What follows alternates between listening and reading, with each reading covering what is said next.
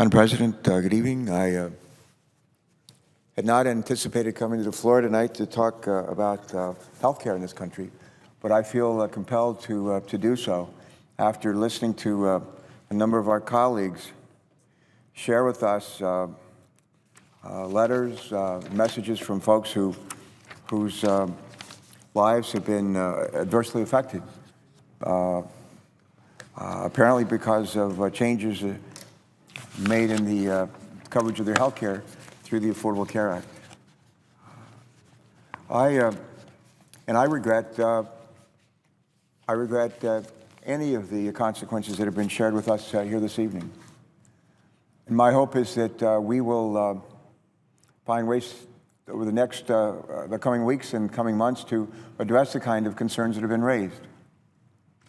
But I just wish I'd heard some of that concern in past years as we prepared to take up the Affordable Care Act in the Finance Committee where I serve. I wish I'd heard those kind of concerns about the millions, tens of millions of people in this country who really don't have any health care coverage tonight.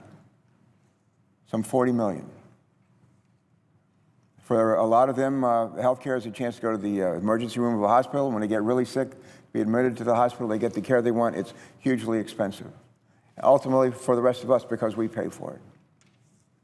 But where's the outcry on behalf of those tens of millions of people?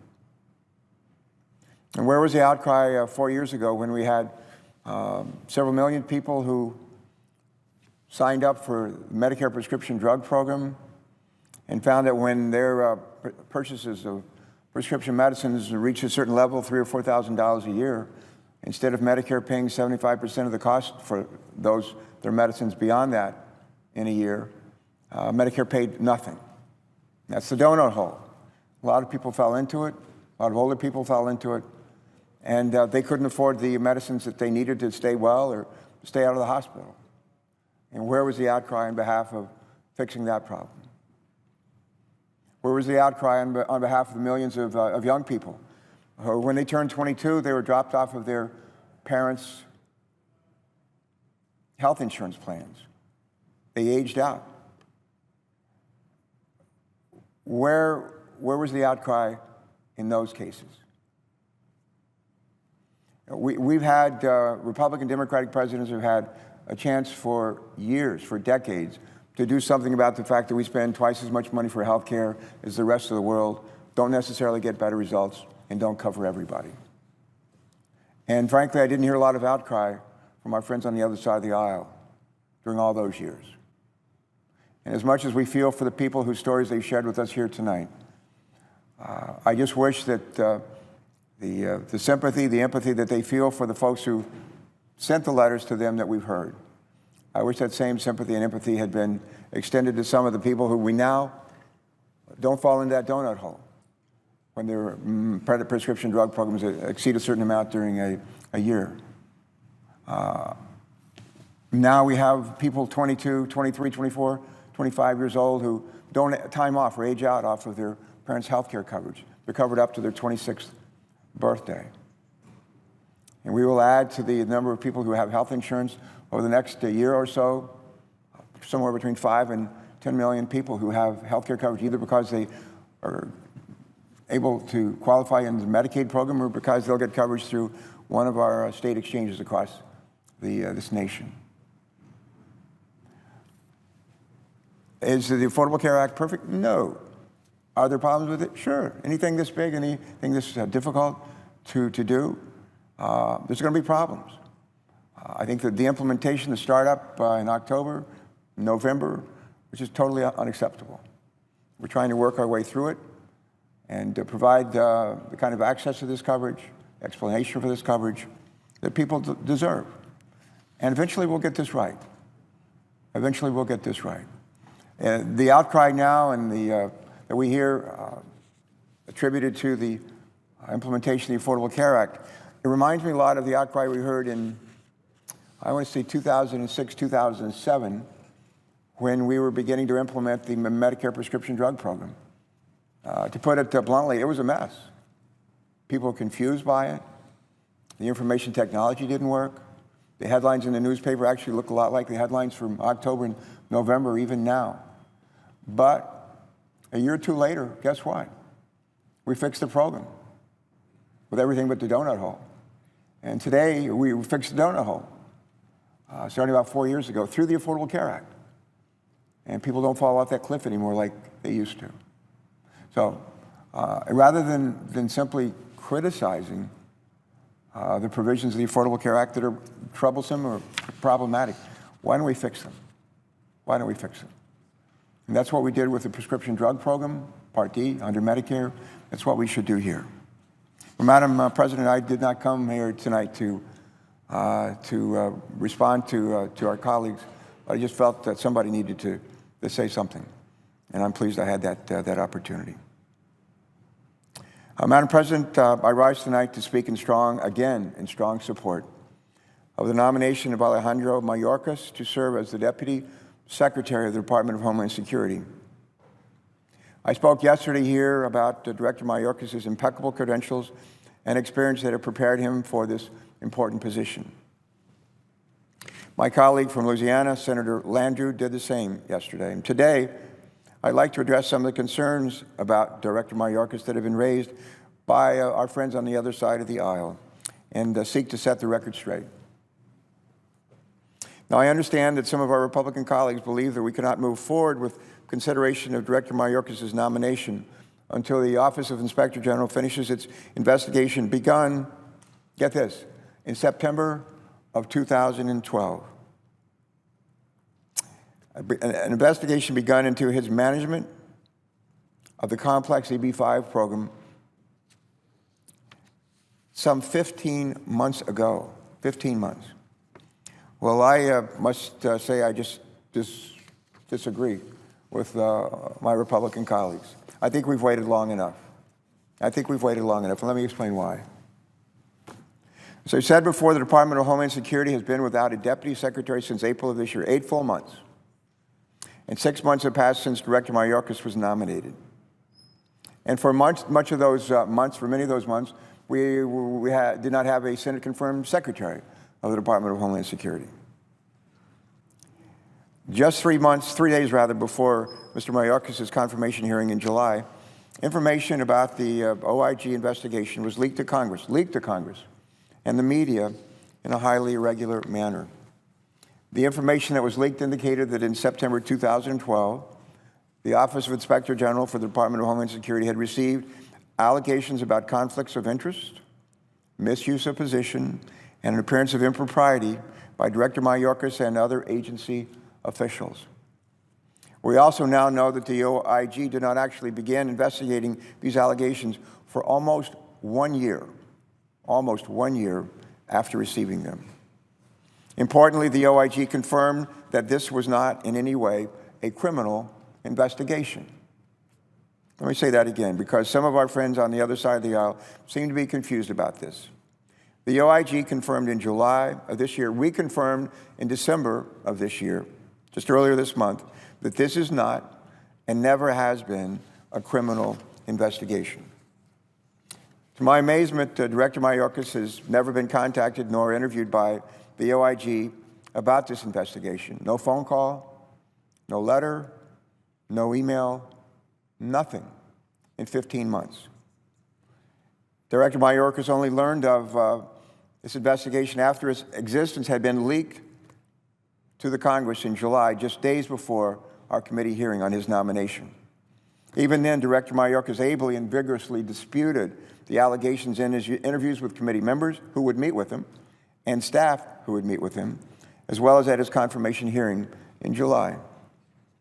Unfortunately, rather than question the nominee about this matter and give him a chance to refute these anonymous allegations, Republican members of our committee boycotted his confirmation hearing and have refused to meet with Director Mayorkas to give him an opportunity to respond to these allegations from people whose names and faces we don't even know.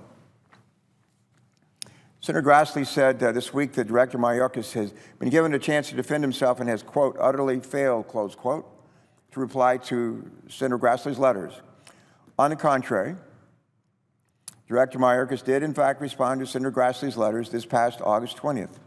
In fact, he would have gladly spoken with Senator Grassley or any other senator, Democrat or Republican, about the allegations face to face. That's the way we do things in Delaware. I can't imagine it's not the way we do things in other states. I'm perplexed that an even better option, speaking to Director Mayorkas himself, was not taken advantage of by Senator Grassley. In fact, I offered to fly to Iowa with Director Mayorkas in August to meet with Senator Grassley, face to face, so that Senator Grassley could have his questions answered face to face. But sadly, Senator Grassley declined. So I think the record shows that Director Mayorkas has been eager to meet with senators on both sides of the aisle to answer their questions, not to duck them, but to answer them. But our colleagues on the other side have been unwilling to give him what seems to me should be a common courtesy. Again, we're not talking about a criminal investigation. We're talking about the mismanagement of a program, allegations brought by people. Again, my staff has never been able to interview. Never been able to interview.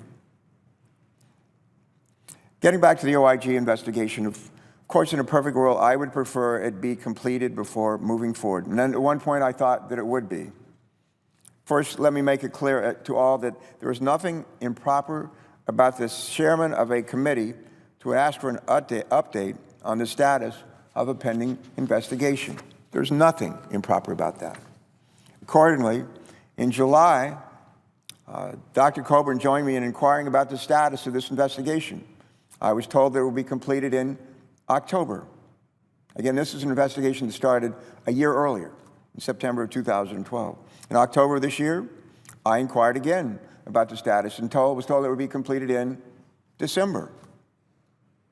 On December 2nd, a bipartisan group of committee staff participated in a telephone call with the head of investigations at the Office of Inspector General at the Department of Homeland Security to receive a status update. They were told it would likely take 2 or 3 more months to complete the investigation. In fact, every time we have spoken with the IOG staff, we were told that they are just 2 or 3 months away from completing an investigation begun now some 15 months ago. I respect that the OIG must do its job, but we've got to do our job too. And the president has to do his job too. We cannot wait another 2 months every other month, especially for a position as critical as this one. Lest we forget, the Department of Homeland Security is charged with helping to protect our nation and its citizens from all kinds of attack, foreign and domestic. Terrorists from abroad, homegrown terrorists from within, securing our borders, our aircraft, you name it, responding to all kinds of natural disasters, whether they happen to be hurricanes or tornadoes. There's a lot going on. It's a busy neighborhood and a tough neighborhood to try to run and manage an operation. And we need confirmed leadership. I thank our Democrat and Republican colleagues for the vote earlier this week on behalf of Jay Johnson to become the Secretary of the Department. He needs a team. He needs a team. And he needs a team that includes Ali Mayorkas. During the call that I mentioned a little bit ago with the bipartisan committee staff in December of this month, trying to find out the status of the investigation, the OIG confirmed that to date, they found no evidence of criminal wrongdoing by anybody at DHS, including Director Mayorkas. That's right, no evidence. None. Nada. Given that the investigation appears to be months away from conclusion and that its completion date has already slipped several times, and given the confirmation by the OIG that there's no evidence of criminal wrongdoing, I believe it's time to move forward. In fact, it's past time to move forward. The allegations that have been made public cluster around Director Mayorkas' administration of the EB-5 visa program. It is an extremely complicated program that provides foreign investors an opportunity to immigrate to the United States in exchange for significant investments in job-creating enterprises right here in America. The Department of Homeland Security, OIG, just completed an audit of this program, as a matter of fact. But I'll get to that in a little bit. The primary complaint, though, about Director Mayorkas is concerned an EB-5-related application by Gulf Coast Funds Management, the regional senator which has ties to Virginia Governor-elect Terry McAuliffe. Anonymous sources have reportedly alleged that Director Mayorkas improperly intervened to help change a draft legal decision so that it would come out in favor of Terry McAuliffe's former company, Green Tech Automotive. First of all, I think it's important for everybody to understand up front that Green Tech did not get what they wanted. Let me say that again. The final decision in this case did not come out of Green Tech's favor from the agency run by Ali Mayorkas. Second, it's important to note that the author of the Green Tech decision, the former head of the Administrative Appeals Court, Appeals Office at the U.S. Citizenship and Immigration Services, Mr. Perry Rue, told my staff just last week that he strongly disputed the allegation that Director Mayorkas had inappropriately influenced his decision. Many of the other allegations that have been made public about Director Mayorkas' management of the EB-5 program contend that applications appear to have been processed without regard to security concerns. However, in reviewing the leaked emails that were attached to these accusations, Director Mayorkas actually says the exact opposite. I found this disconnect between the allegations and the emails presented as evidence so striking that I'm going to read them exactly. I want us to hear exactly what Director Mayorkas said in his email to subordinates on January 30th of this year concerning an application for a regional center in Las Vegas. This is what he said, quote, "We will take the time needed to resolve the security issue, and we will not act until we've achieved resolution. I agree that we need to run enhanced security and integrity checks." Close quote. This email directly refutes the claim that Director Mayorkas was pushing to expedite applications despite the security concerns raised by his subordinates. In another email attached to one of the letters making accusations against Director Mayorkas, Director Mayorkas forwards a question about Mr. McAuliffe's company to subordinates, and he notes, this is how he notes it. He says, his words, Mr. Mayorkas' words, "I want to make sure that we're providing customer service consistent with our standards, but that we are not providing any preferential treatment." Close quote. Now, I would ask, are these the actions of someone who is trying to exert improper influence or subvert security checks? I think any fair-minded person would agree that the answer is no. No. Even our committee's ranking member, my friend, Dr. Coburn, indicated that the allegations against Mr. Mayorkas, although serious, are most likely not grounded in reality. I don't want to mince his words, so I'll quote him directly. In reference to the allegations against Mr. Mayorkas, Dr. Coburn said at a committee meeting, and again, this is a quote, "I doubt that they are true, but we do not have the facts." I agree with Dr. Coburn. We don't have any facts pointing to any sort of wrongdoing by Director Mayorkas at all, as best I can tell. None of the anonymous sources or so-called whistleblowers have prevented information to the majority regarding their concerns, something I think is unprecedented in these types of circumstances for our committee. We've been unable to question those bringing these anonymous concerns on the majority side, and our Republican friends on the committee, and maybe largely in the Senate, have refused to talk to the accused.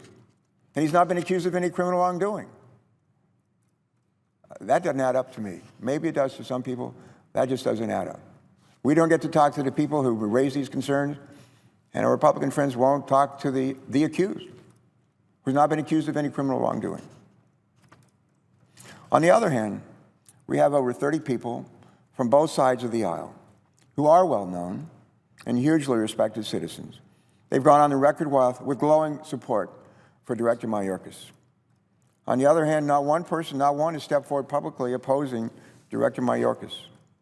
Some of the people who have written in strong support of Director Mayorkas include the last Deputy Secretary of the Department of Homeland Security, Jane Hall-Lute, the last Senate-confirmed Inspector General of the Department of Homeland Security, Richard Skinner, who's a Bush appointee, and the three most senior border security officials in the George W. Bush administration, Robert Bonner, Ralph Basham, and Jason Ahern.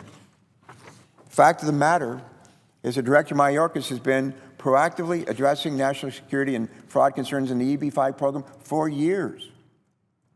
Soon after being confirmed, Director Mayorkas took a number of administrative and operational steps to address national security concerns. Where he lacked the administrative authority to improve the EB-5 program, he repeatedly appealed to Congress for the legislative authority that he needed. Unfortunately, Congress dealt Director Mayorkas and his entire agency a bad hand when we authorized the EB-5 program in 2012. We failed to give the agency any of the legal authorities that Director Mayorkas and his team at CIS had specifically requested in order to enable them. They made this request I believe in June of 2012. They made the request in order to enable them to address the national security and fraud vulnerabilities that it could not address on its own.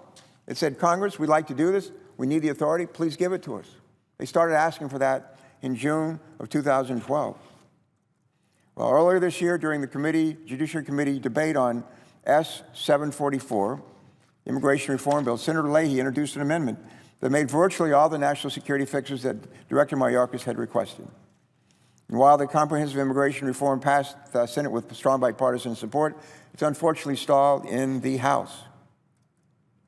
Well, fortunately, Senate Committee Chairman Patrick Leahy is working on a standalone bill to address these national security and fraud concerns, much in the way that Director Mayorkas and his team had asked for in June a year ago. I would urge all of my colleagues concerned about security issues in the program to join me as a co-sponsor of that bill. It strikes me as grossly unfair, Madam President, to punish Director Mayorkas for the inability of Congress to address the vulnerabilities in the EB-5 program that Director Mayorkas and his team brought to our attention and asked us to fix over a year and a half ago. In essence, those of us in Congress, we failed to do our job. Yet, Director Mayorkas is taking the fall for our failure. How is that fair? How is that fair? I'll tell you, it's not. I mentioned previously that the OIG completed an EB-5 audit, and although that report has not been publicly released just yet, some of my colleagues have been discussing the OIG's findings earlier today. In light of that, I think this is a good time to get some facts straight, because this audit remarkably misses some key facts.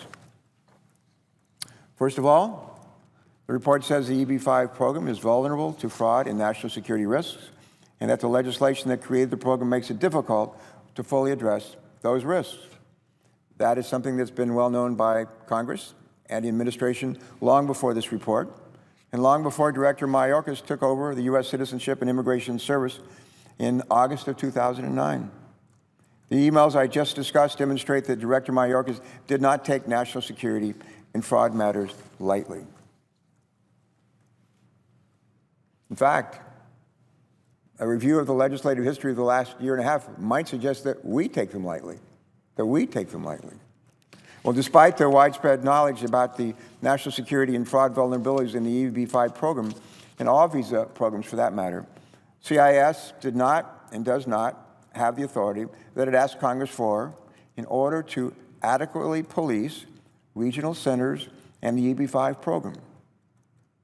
I find it incredible that the OIG audit report makes no mention of Director Mayorkas' efforts to get Congress to pass legislation to address this problem since June of 2012.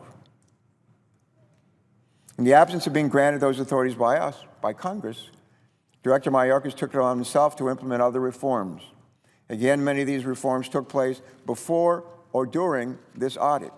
And yet, incredibly, those reforms are not even mentioned in the audit report. One of his first actions as the director was to elevate the Fraud Detection and National Security Office to a directorate, reporting directly to him, to Mr. Mayorkas.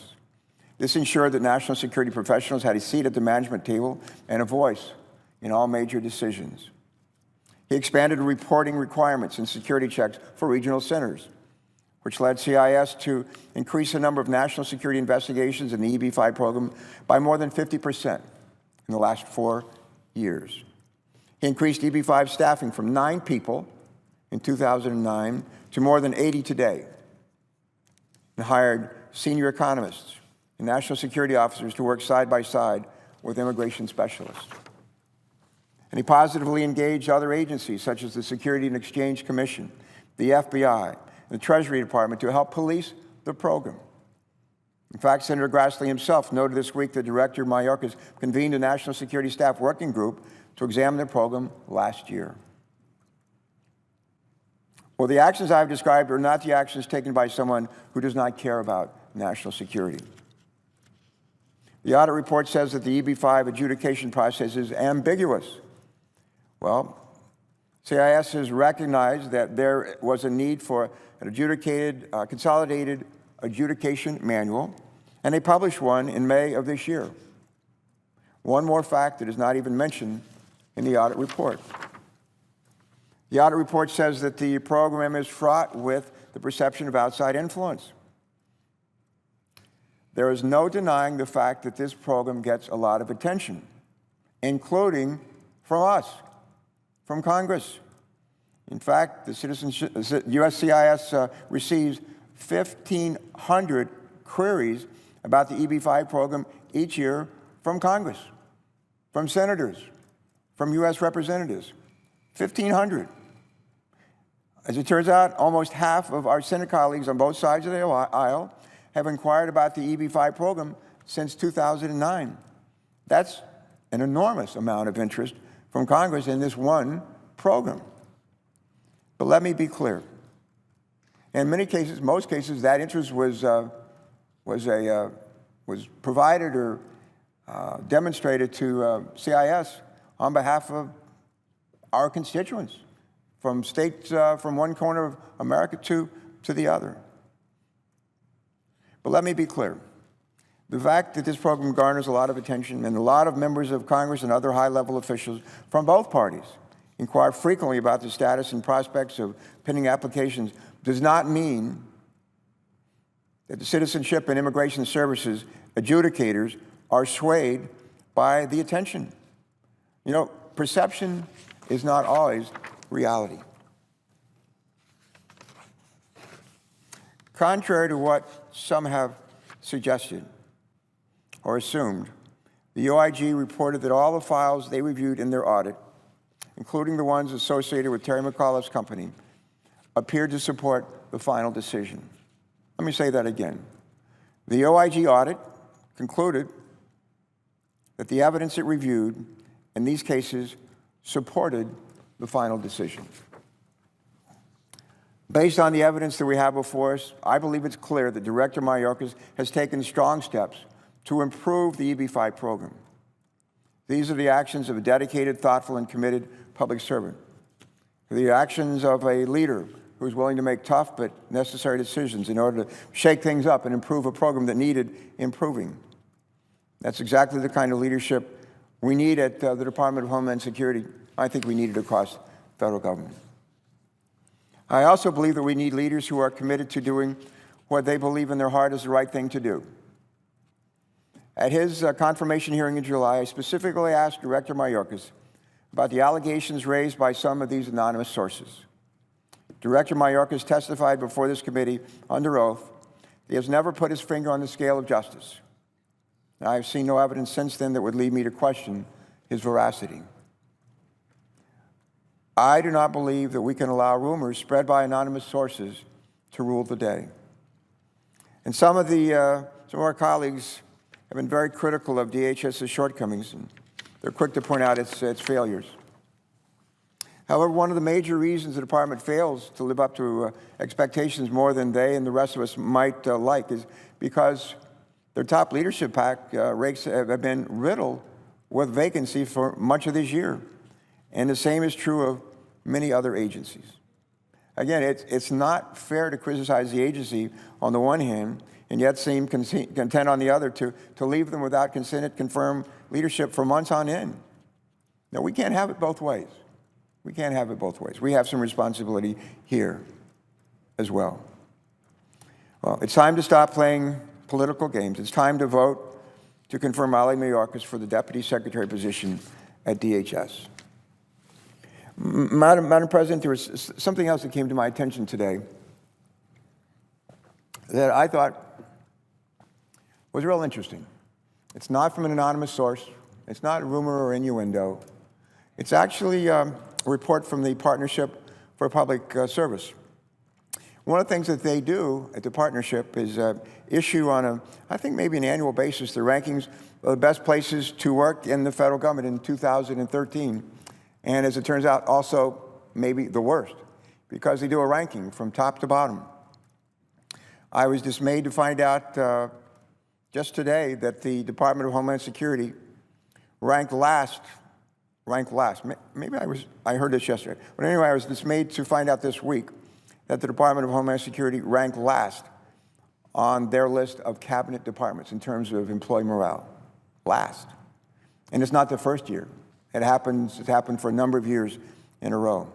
However, although the department ranked last among all the departments, the U.S. Citizenship and Immigration Services, led by Director Mayorkas, was one of the highest ranked components within DHS. Coming in at, I think, out of 300 federal agencies at number 76, which my math is good, that puts them in maybe the top 25% of all agencies. And after Mr. Mayorkas took over in 2009, employee satisfaction with senior leadership there increased by over 20%, increased by over 20% since he took over in 2009. Every now and then, driving on my way to the train station in Wilmington to catch a train to come down here to start our day, I listen to the news, usually right at 7 o'clock. About a year ago, I heard a report on an NPR of an international study that was done involving thousands of people across the country. And that international study, they asked the same question of thousands of people from all kinds of walks of life and different kinds of jobs and vocations. The question that was asked of each of those thousands of people was, what is it about your job that you like? What is it about your job that you like the most? And not surprisingly, those people asked the question had different responses. Some people said they like getting paid. Some people said they liked getting a pension. Some people said they liked having a vacation or having health care. Some people said they liked the environment in which they worked. Some people said they liked the folks they worked with. But you know what most people said?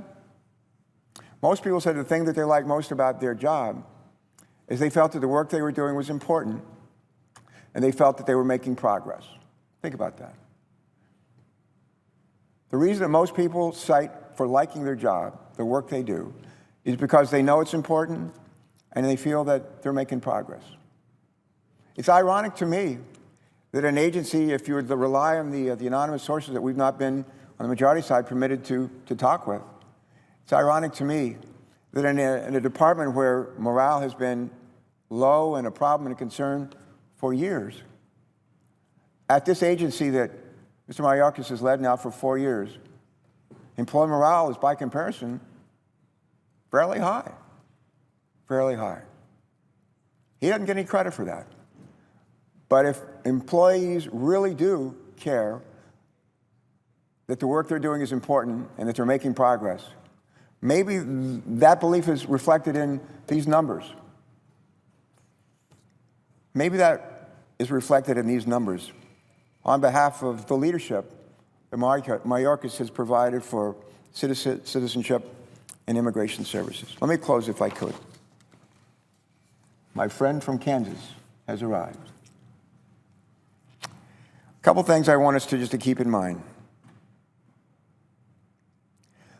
Again, I think this is one that's just hard for me to understand. People who are bringing people who we don't know, we've not talked to on the majority side, not had an opportunity to hear from them, to hear their story. And that it's kind of maybe unprecedented for for that opportunity to be denied the majority, or for the majority denied to the minority in a case like this. We've been denied that opportunity. And I think the person who's maybe best able to provide, to rebut, or respond to the concerns that have been raised by these anonymous folks that we've not been able to talk to is Mr. Mayorkas himself. But our Republican colleagues have refused to talk to him, even though there's no evidence of criminal wrongdoing. They refused to talk to him, to give him a chance to rebut or respond to the accusations from anonymous sources that we've never heard from. That one just blows my mind. If the shoe were on the other foot, if Democrats were in the minority and Republicans were in the majority, if I were the ranking member on the minority side, we had a Republican president who had nominated somebody for an office, and the chairman of our committee asked me as the ranking minority to meet with someone that the Republican president had nominated, I'd meet with him in a heartbeat. I'd want to hear that person's story. That's what I'd want to hear. And I would encourage if the anonymous sources were talking just to us, I'd encourage them to talk to the other side as well and find a way. The one person we did talk to, and we got this person, Mr. Rue, we got his name, I think, out of a statement given by Senator Grassley on the floor, and we talked to him, and he set the record straight. He set the record straight. I've already cited that in my comments. But we've never had the chance to talk to any other, I think, half dozen or so sources.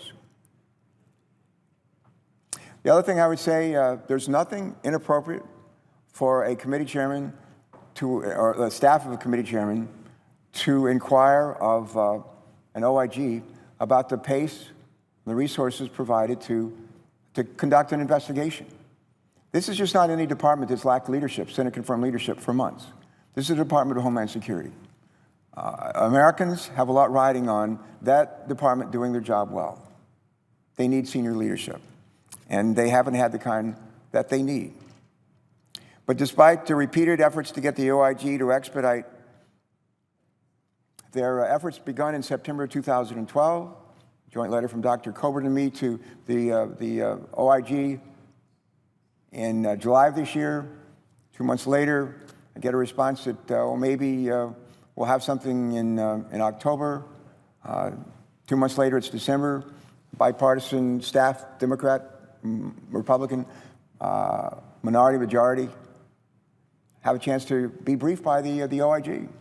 And rather than say, well, this investigation that we started 15 months ago is done, is ready to wrap up, they said a couple more months, maybe 2 or 3 more months. Are we supposed to continue to wait till we have the leadership that we need at Department of Homeland Security? At some point, you just say, enough already.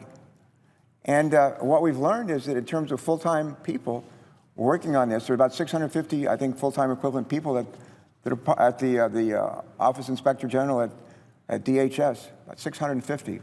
And as I understand it, 3 full-time people, 1 an investigator, and 2 research assistants have been devoted to this investigation. No wonder it's taken 15 months. I'd ask us to keep in mind our failure to act on the recommendations made to Congress for reforms in the EB-5 program to address national security concerns and to address concerns about fraud. Mr. Mayorkas did the right thing. He and his staff pulled together a long list of changes that they need, legislative changes they need, so they'd be authorized to address this concern. We dropped the ball. We didn't include those changes when we reauthorized the EB-5 program for 3 more years, a straight reauthorization. Didn't make any reforms, didn't make any changes, despite the fact that he had suggested them months before we acted. And finally, they ended up in, those changes ended up in the immigration bill. We passed it here. Most Democrats voted for it, some Republicans. It's over in the House, it's languishing and not moving.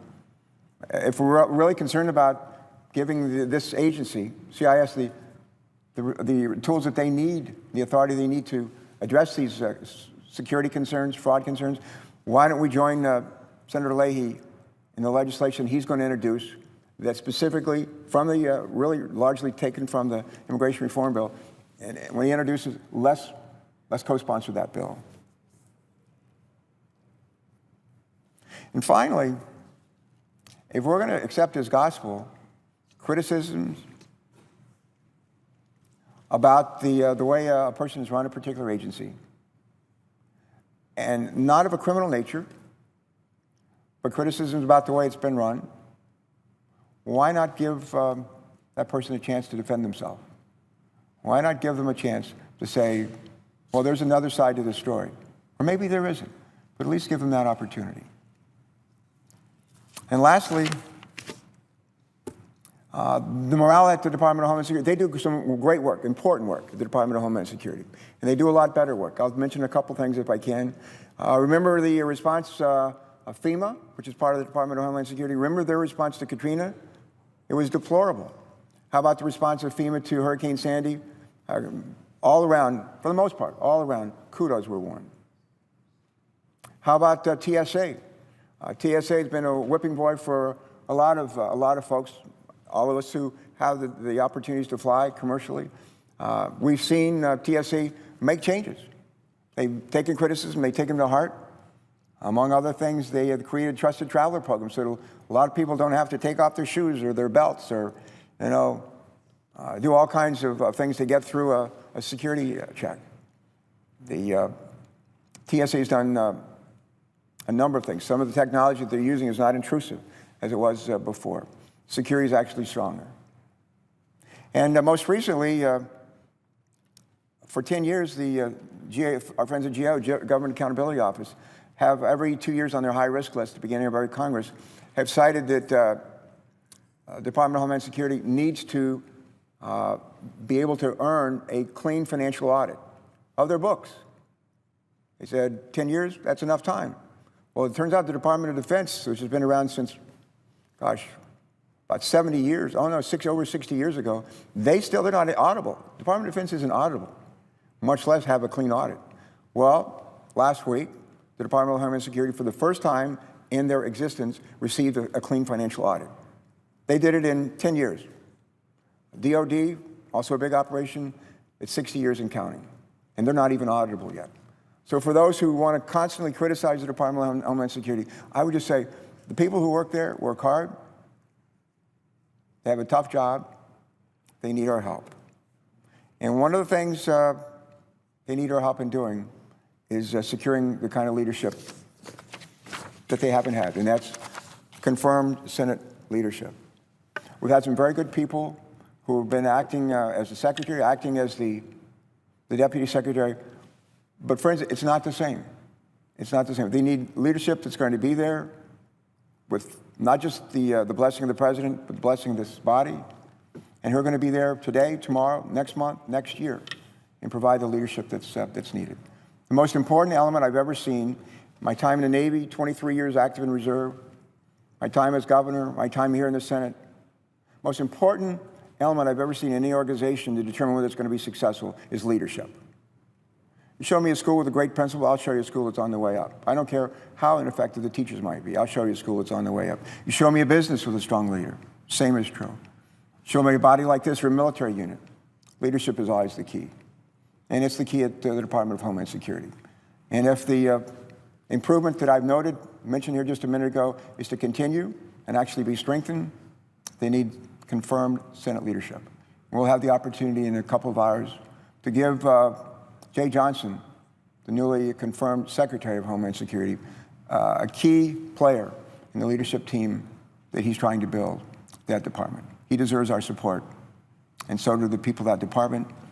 And if they get it, they'll provide the support that we need in this country to be safer in the days ahead.